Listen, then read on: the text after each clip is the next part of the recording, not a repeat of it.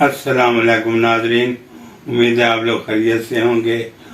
آج میں آپ کو ہندوستان اور پاکستان کی تقسیم کے وقت جو واقعات پیش آئے ان واقعات میں سے میں ایک آپ کو واقعہ سنانا چاہتا ہوں جو ایک سچا واقعہ ہے۔ اس واقعے کے میں اصل کرداروں سے بھی مل کے آیا ہوں، اس لیے میں نے احتیاطاً ان کے فرضی نام رکھ لیے ہیں۔ یہ بالکل سچا واقعہ ہے۔ واقعہ یوں ہے کہ مشرقی پنجاب کے گاؤں میں جب پاکستان کی تقسیم ہوئی تو جیسے قافلے روانہ ہوئے تو ان قافلوں میں ایک قافلہ اس جلندھر کے کنوائی گاؤں سے بھی روانہ ہوا۔ یہ قافلہ تقریباً 400-500 افراد پر مشتمل تھا۔ ارض کی حفاظت کے لیے نوجوانوں نے آس پاس گھیراؤ کیا ہوا تھا، لیکن راستے میں سکھوں کے گاؤں پڑتے تھے۔ ان گاؤں میں کے جو سکھ لوگ تھے وہ مسلمانوں پر حملے کرتے تھے۔ مقصد ان کا کیا ہوتا تھا؟ زیورات لوٹنا، مال دولت لوٹنا۔ اس کے ساتھ گندے ذہن کے لوگ جو ہوتے تھے عورتوں پر بھی حملے کرتے تھے اور عورتوں کو اٹھا کے لے جاتے تھے۔ تو اس گاؤں کی جو چند ایک خاندان تھے ان کو بھی ساتھ ایسے سکھوں کے ساتھ واسطہ پڑ گیا۔ کچھ لوگ سکھ اپنے تلواروں اور کرپانوں کے ساتھ اس حملے میں آ کر انہوں نے اس قافلے پر حملہ کر دیا۔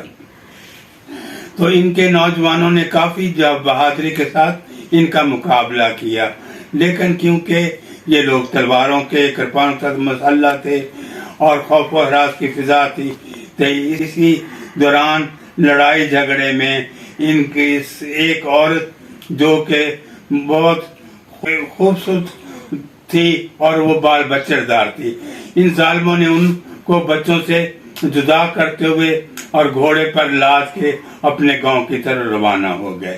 تو گاؤں میں جب اس کو لائے تو یہ چیختی چلاتی شور ڈالتی ہوئی جب گاؤں میں داخل ہوئی تو ان ظالموں نے ان کو ایک کمرے میں بند کر دیا۔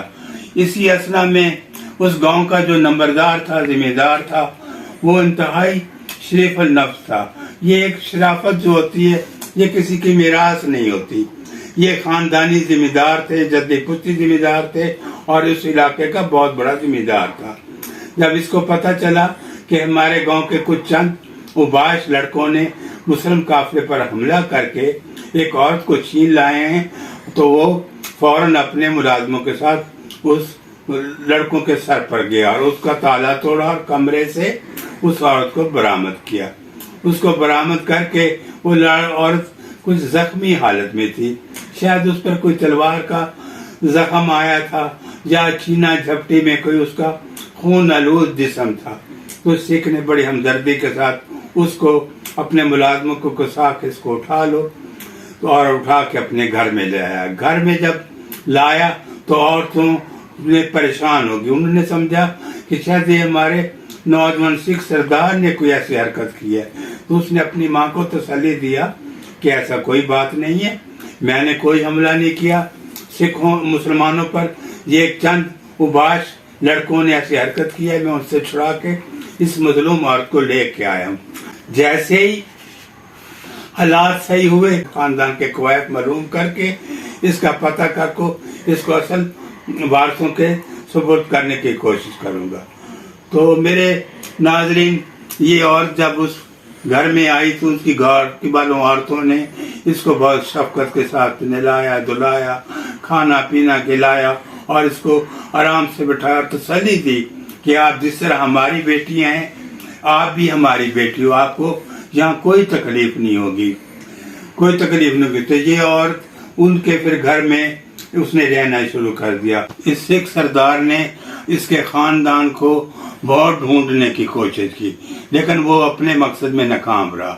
تو پھر پریشانی میں، کیونکہ اس پر گاؤں والے اس کو دھمکیاں دے رہے تھے کہ ہماری سکھ عورتیں تو ادھر مسلمان چھین رہے ہیں اور تم نے اس کو پناہ دی ہوئی۔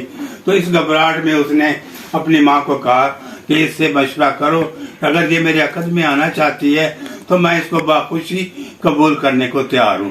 تو اس ماں نے اس کو عورت سے پوچھا تو وہ بھی راضی ہو گئی۔ تو قصہ مختصر وہ ان دونوں کا آپس میں وہ رشتہ طے ہو گیا اور وہ کچھ عرصے کے بعد اس میں سے बच्चे भी पैदा हुए। बच्चे इत्तेफाक से जड़वां पैदा हुए, जिसका नाम उसके सिख सरदार ने दलबीर सिंह और शमशीर सिंह रखा। लेकिन वो जो रखा था, फिर भी वो जो ममता होती है, वो जब कभी याद आता था तो करते थे, हाय मेरा वाजिद, हाय मेरी बुशरा, हाय मेरा वाजिद, हाय मेरी बुशरा। तो क्योंकि वो औरत जो उसकी जो सास थी, वो समझती थी वो औरत जात होने के कि ये ममता है। लेकिन खैर जी, उस घर वालों के रख रखाव, मोहब्बत और उसकी चाह देख के औरत अपने अपने जख्म भी बोलती गई और उनके रस्म रिवाज और वक़ायत पर भी गामजन हो गई।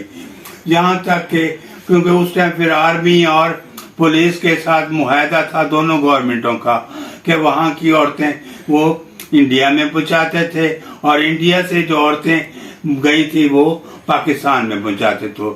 और किसी तरीके उनको सिख सरदार के घर का आर्मी को पता चल गया तो उन्होंने रात को अचानक रेड किया।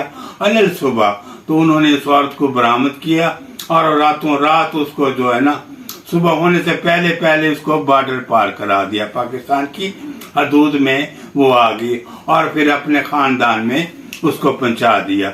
जब ये औरत आई तो काफी अरसे के बाद आई थी, अपने बच्चों को देखा, अपनी सास को देखा, अपने शौहर को देखा, फितरी मोहब्बत ऊद कर आई। तो वो कुछ दिनों के लिए वो अपने इस सिख सरदार की फैमिली को भूल गई।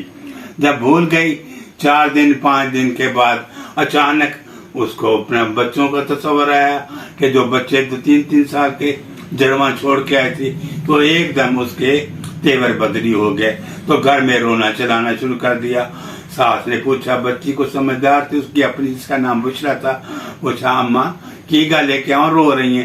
कहते हाय मेरे तो दलबीर सिंह ते शमशीर सिंह मेरे तो दूध मेरे दूध ही नहीं पीते सन, मैनू अचानक ही पुलिस लैके इत्थे आ गई है ते मैं तो हुण दलबीर शमशीर दे बिंद नहीं रहता।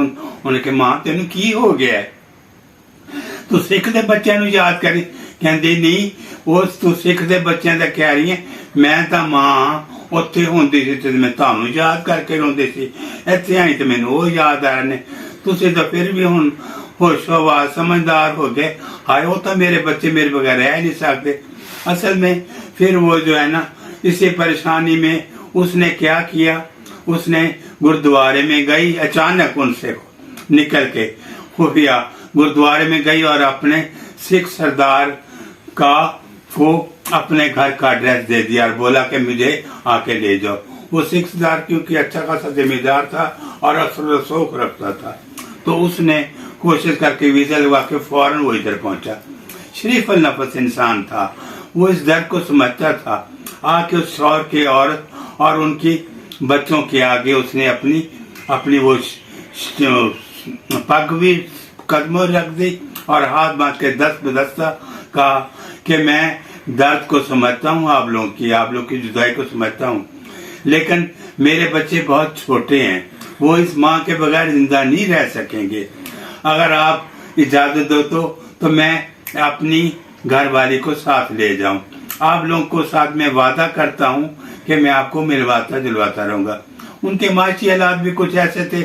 उस सरदार ने बहुत कोशिश किया कि इनके साथ मैं तामन करूं, लेकिन उन्होंने इनकार कर दिया, बोला हमें किसी चीज का जरूरत नहीं है, बस ये है अभी हमारी किस्मत में ये जुदाई लिखा हुआ है। अभी जब ये उनको याद करके रोती है तो भले आप शराफत देख के उसके शौहर ने बोला अब ले जाएं। वो सिख सरदार फिर अपनी बीवी को लेके इंडिया चला गया और फिर वो हमेशा के लिए वो उनसे छोड़ के जुदा हो के आ गई। लेकिन जब जाने लगी तो बिलक बिलक के फिर अपने बच्चों को लिपटने लगी। तो ये एक ममता का रूप होता है। माँ ना उधर से बर्दाश्त कर सकती थी ना उधर से बर्दाश्त कर सकती थी। जब इंडिया में आ गई तो फिर सिख सरदार ने इतना वादा उससे किया कि जब भी हम लोग यात्रा में आएंगे मैं वादा करता हूँ कि मैं इन बच्चों को अपनी आपकी इसकी माँ से मिलवाता रहूंगा। उन किरदारों से मैं मिल के आया हूँ। उन लोगों ने खुद ही कहा दिया कि अभी उसका मजहब भी चेंज हो गया, वो सिख धर्म में चले गई है, अभी हम लोगों को उससे कोई वास्ता नहीं है। तो मेरे नाजरीन, ये तकसीम हिंद में ऐसे ऐसे दर्दनाक वाक़यात पेश है जो आज की कल की जनरेशन शायद नहीं समझती। بڑے بڑے ایسے سے ظلموں داستان جو ادھر بھی ہوئے ادھر بھی ہوئے، یہ نہیں کہ ادھر ہوئے اور ادھر نہیں ہوئے، دونوں طرف سے ظلم کے واقعات رونما ہوئے. تو یہ تقسیم ہند جو ہے نا کچھ لوگوں کے لیے دردناک اور عبرتناک کہانیاں جنم دے کے اپنے اختتام کو پہنچی. تو میں اس کہانی کے ساتھ، اس سچے واقعے کے ساتھ آپ لوگوں سے اجازت چاہوں گا، اور آئندہ پھر کسی ویڈیو میں آپ کو سچی داستان پیش کروں گا. انشاءاللہ آپ میرے ساتھ اس ویڈیو میں تعاون کریں گے اور میرے ساتھ میرا ساتھ دیں گے. اللہ حافظ.